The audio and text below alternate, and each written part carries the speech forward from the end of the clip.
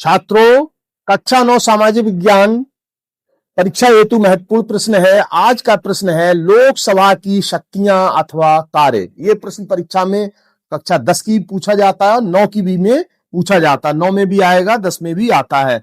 तो लोकसभा और राज्यसभा, पहले ये बात समझ ले, ये संसद के दो सदन होते हैं। संसद के दो सदन होते हैं, एक होता है लोकसभा और एक होता है राज्यसभा। ये काय के हैं? ये संसद के सदन है।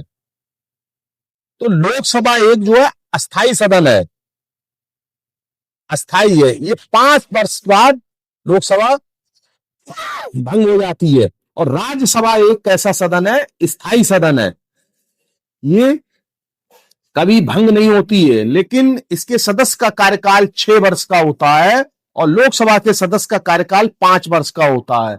तो 5 वर्ष बाद सारे सदस्य रिटायर हो जाते हैं और लोकसभा भंग कर दी जाती है, नए चुनाव कराए जाते हैं। जबकि राज्यसभा में सभी सदस्य एक साथ रिटायर नहीं होते, बीच बीच रिटायर होते रहते हैं और कुछ सदस्य सदन में बने रहते हैं, जिससे सदन चलता रहता है। और इनका सदस्य का कार्यकाल 6 वर्ष का होता है, ये चीज ध्यान रखना।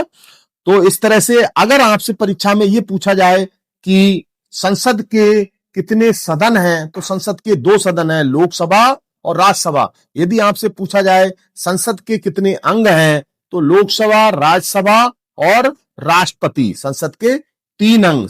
राष्ट्रपति संसद का अंग माना जाएगा। तो इस तरह से आप प्रश्न को लिख देंगे। तो लोकसभा कैसा है? लोकसभा अस्थाई व निम्न सदन है, ठीक। और राज्यसभा कैसा? स्थायी मतलब परमानेंट और उच्च सदन है। ये चीज ध्यान रखना। और आगे शुरू करते हैं इसे, लोकसभा की शक्तियां अथवा कार्य। तो पहली है विधायी शक्तियां। लोकसभा कानून बनाने का काम करती है। किसी भी साधारण विधेयक को कानून बनाने के लिए लोकसभा और राज्यसभा में पारित होना अनिवार्य है, दोनों में पारित होना चाहिए। अगला है नंबर 2, वित्तीय शक्तियां। धन विधेयक केवल लोकसभा में ही प्रस्तुत किया जाता है और बजट भी सबसे पहले लोकसभा में पेश किया जाता है। ये महत्वपूर्ण बातें हैं इसकी, लोकसभा की। अगला है कार्यपालिका पर नियंत्रण। लोकसभा सरकार पर नियंत्रण रखती है। लोकसभा के सदस्य प्रश्न पूछ सकते हैं, अविश्वास प्रस्ताव ला सकते हैं और सरकार को जवाबदेह बना सकते हैं। इसमें जो है, क्योंकि संपूर्ण मंत्रिमंडल जो लोकसभा के प्रति ही ज्यादातर उत्तरदायी रहता है। अगला है अविश्वास प्रस्ताव की शक्ति। लोकसभा को मंत्रिपरिषद के विरुद्ध अविश्वास प्रस्ताव पारित करने का अधिकार है। यदि प्रस्ताव पारित हो जाता है तो सरकार को इस्तीफा देना पड़ेगा। तो इसीलिए ज्यादातर बहस लोकसभा में ही होती है, राज्यसभा में भी होती है, लेकिन लोकसभा कार्य की दृष्टि से बहुत अधिक महत्वपूर्ण मानी गई है। अगला आता है संविधान संशोधन। संविधान में संशोधन करने के लिए लोकसभा की स्वीकृति आवश्यक है।